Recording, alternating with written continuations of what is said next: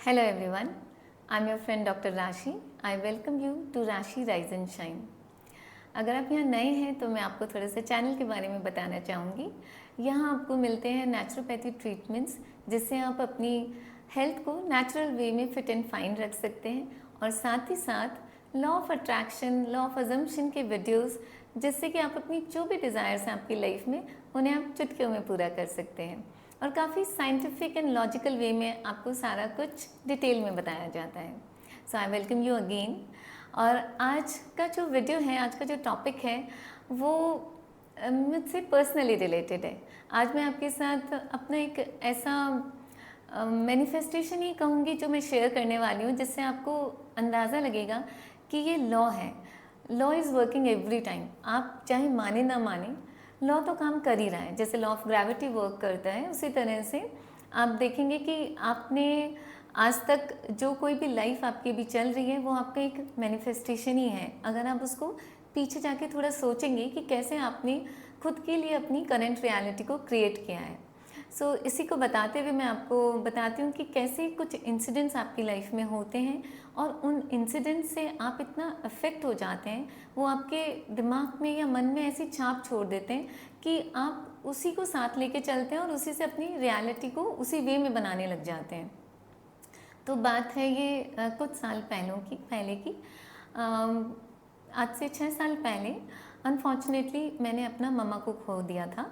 बहुत ही एक traumatic event रहा वो, विद इन ए डे वो नहीं रही मेरे हमारे साथ। तो वो बहुत ज़्यादा एक डर बैठ गया मेरे मन में, एक ट्रॉमा की तरह वो चीज़ आ गई क्योंकि उस टाइम में मैं ही उनके साथ थी। लास्ट में मैंने ही उन्हें देखा था कि कैसे वो वेंटिलेटर पे गए या जो भी कुछ मोमेंट्स में उनको खो देना, वो बहुत ज़्यादा मेरे दिमाग पे, मेरे मन पे एक छाप छोड़ गया कि मैं इतना डर गई कि जब उसके बाद मेरे डैडी, जो कि वैसे बहुत हेल्दी फिट एंड फाइन है बट उनको थोड़ा ब्रीदिंग इशू हो जाता था कभी कभी, तो वो चीज़ ऐसी थी क्योंकि मैं इतना बड़ा एक लॉस देख चुकी थी अपनी लाइफ में और उससे मैं इतनी ज़्यादा इफ़ेक्ट हुई थी कि मैं किसी की भी तबीयत ख़राब हो, स्पेशली अगर डैडी की थोड़ी बहुत भी, एक जनरल वे में भी, तो मैं उसको ऐसे रिलेट कर लेती थी कि कहीं ऐसा ना हो कि मैं उन्हें भी ना खो दूँ। तो अब उसको थोड़ा सा डिटेल में आपको बताती हूँ कैसे हम लॉ ऑफ अजम्पशन या अपना इनर कॉन्वर्सेशन से अपनी रियलिटी क्रिएट करते हैं।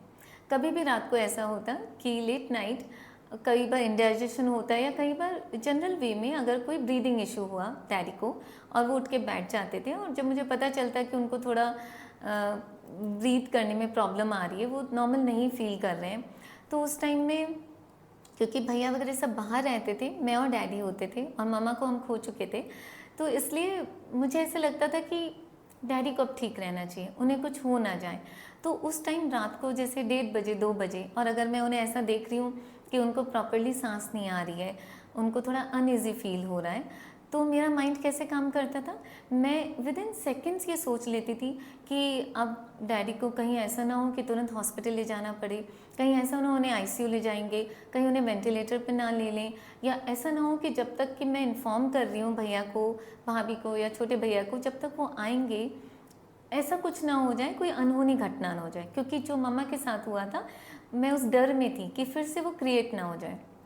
पर उसके चलते क्या होता था कि वो रात में, चाहे उन्हें नॉर्मल इंडाइजेशन है, चाहे वो थोड़ी देर में ठीक हो सकते थे, पर मैं इस तरह से विद इन सेकेंड्स वो सोचती, और जो हम सोचते हैं वो हम विजुअलाइज कर लेते हैं उस टाइम में, वो ऐसा विजुअलाइजेशन होता था सेकेंड्स का कि धीरे धीरे वैसी सिचुएशन क्रिएट होने लग जाती। धीरे धीरे ऐसा होता था कि आधे घंटे बाद उनकी तबीयत और ज़्यादा ख़राब होने लग गई। 1 घंटे बाद ऐसा होता कि एक्चुअली मैं कार निकाल रही हूँ, उनको कार में बिठा रही हूँ, हॉस्पिटल लेके जा रही हूँ और बीच में फ़ोन कर रही हूँ भैया को कि आप लोग जल्दी रवाना हो जाइए, मैं जा रही हूँ। और वो सारी बातें मेरे माइंड में इस तरह से घूमती थी कि वो एक्चुअल में क्रिएट होने लग गई।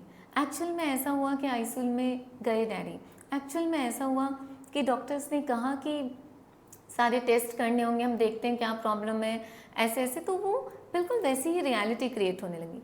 अब मैं आपको ये इतना डिटेल में क्यों बता रही हूँ, क्योंकि हो सकता है आपके साथ भी ऐसा कुछ चलता हो, जनरल वे में भी। किसी दिन सर दर्द भी हुआ, किसी दिन कुछ गैस या एसिडिक अटैक भी हुआ और आपको क्या लगा कि हार्ट में पेन हो गया, कुछ हो तो नहीं जाएगा, ये नॉर्मल है, ये ह्यूमन टेंडेंसी होती है कि छोटी सी चीज़ को भी हम इतना ज़्यादा ऐसा सोच लेते हैं कि कहीं ये तो ना हो जाए, जिसे हम वर्स्ट केस सिनेरियोज कहते हैं, हम वहाँ तक पहुँच जाते हैं। और आप अपनी माइंड की पावर देखिए कि आप जो सोच रहे हैं धीरे धीरे वो क्रिएट होने लग जाता है। इसीलिए कहा जाता है कि आप कैसी भी सिचुएशन चल रही हो, अगर आपको वो सिचुएशन अच्छी नहीं लग रही है, स्पेशली इस तरह की हेल्थ कंडीशन या कुछ भी, अगर आप उस चीज़ को कंटिन्यू नहीं करना चाह रहे तो तुरंत अपना थॉट चेंज करिए, तुरंत ऑपोजिट सोचने लग जाइए। अगर तबीयत ठीक नहीं है तो क्या सोचिए कि he is healthy, fit and fine. और देखिए ऐसा होता है, इसका एग्जाम्पल मैं आपसे देती हूँ। ऐसा 2-3 बार हुआ जो मैंने अभी आपको बताया, इसी तरह की कंडीशन हुई, एक्चुअल में आईसीयू में गए, एक्चुअल में वो सारा रहा, बाय गॉड्स ग्रेस वो ठीक भी हुए, वापस भी आए।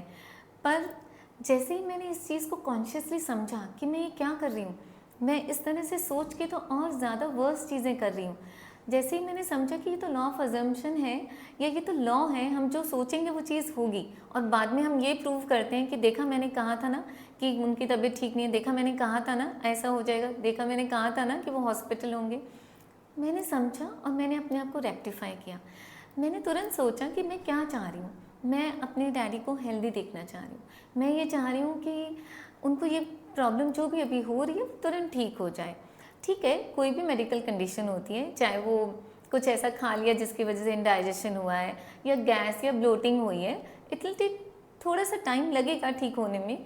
पर उस टाइम में हमें क्या सोचना है, हमें सॉल्यूशन सोचने हैं, हमें अच्छा सोचना है कि वो कैसे ठीक होंगे। तो मैंने इस चीज़ को कॉन्शियसली समझा, और जैसे ही मैंने इस कंट्रास्ट से ये सीखा कि अब मुझे करना क्या है, तो मैं तुरंत उस चीज़ पे आ गई। बाद में ऐसा फिर से सिचुएशन क्रिएट हुई कि उनको थोड़ा सा ब्रीदिंग इशू हो रहा है, या तबीयत ठीक नहीं है, या थोड़ा पेन हो गया ऐसे, तो मैं बहुत ही निश्चिंत रही, मैं बैठी, जो एज ए डॉक्टर मुझे उन्हें ट्रीटमेंट देना था वो मैंने दिया, जिस भी चीज़ से उनको थोड़ा रिलीफ मिलेगा। बट साथ ही साथ मैं अपने मन में ये अफर्म करना शुरू कर दिया that daddy is very happy, healthy and cheerful, कि डैडी क्या है, बहुत स्वस्थ हैं, बहुत खुश हैं, बहुत अच्छे हैं, ठीक है, उन्हें कुछ नहीं हुआ। और उस चीज़ को इतना स्ट्रांगली सोचा, इस तरह से एज्यूम किया और इस तरह से एफर्मेशन दिए। 17 सेकेंड्स के लिए आइज़ क्लोज करी, एक जो ब्रीद इन ब्रीद आउट वाला मेडिटेशन किया, और उसमें एग्जैक्टली वो मैंने वो विजुअलाइज़ किया कि डैडी बहुत हेल्दी है, उन्हें बहुत अच्छे से नींद आ गई। सुबह उठ के वो मुझे कह रहे हैं कि मैं तो बिल्कुल फिट एंड फाइन हूँ, मुझे कुछ हुआ ही नहीं था, मैं तो एकदम ठीक हूँ। और आप देखिए एक्चुअल में ऐसा हुआ। एक्चुअल में आज तक भी यही सिचुएशन है कि कभी भी ऐसा फिर से कुछ होता है, जो कि जनरल लाइफ है, थोड़ा बहुत हो जाता है हम सबकी हेल्थ को, but with in few minutes situation change हो जाती है। तब से आज का दिन है, ना हॉस्पिटल जाना पड़ा है, ना ऐसी कोई सिचुएशन आई है कि जब वो इतना ज़्यादा परेशान हो जाएं, या मैं उतना डर जाऊं, या मैं फ़ोन कॉल्स करूं भैया को कि आप आइए या संभालिए, या मुझे ये लगे कि अब कुछ नहीं हो सकता, या कहीं मम्मा की तरह मैं डैड को ना खो दूँ। ऐसा नहीं हुआ, क्योंकि मेरे पे वो कॉन्शियस कंट्रोल आ गया। मुझे समझ में आ गया कि हम क्रिएटर हैं। मैं क्या मैनिफेस्ट कर रही थी डैडी के लिए, मैं वो उस तरह की नेगेटिव सिचुएशन, तो मैंने उसे बिल्कुल चेंज कर दिया, एकदम ऑपोजिट सोचने लग गई, और उसका प्रमाण मुझे तभी दिखने लग गया, तभी दिखने लगा। मैं इतनी निश्चिंत होकर बैठती थी और ये मानती थी कि डैडी तो ठीक है, चाहे उस time for few seconds, for few minutes मुझे दिख रहा है कि थोड़ा सा अभी सिचुएशन पूरी तरह ठीक नहीं हुई है।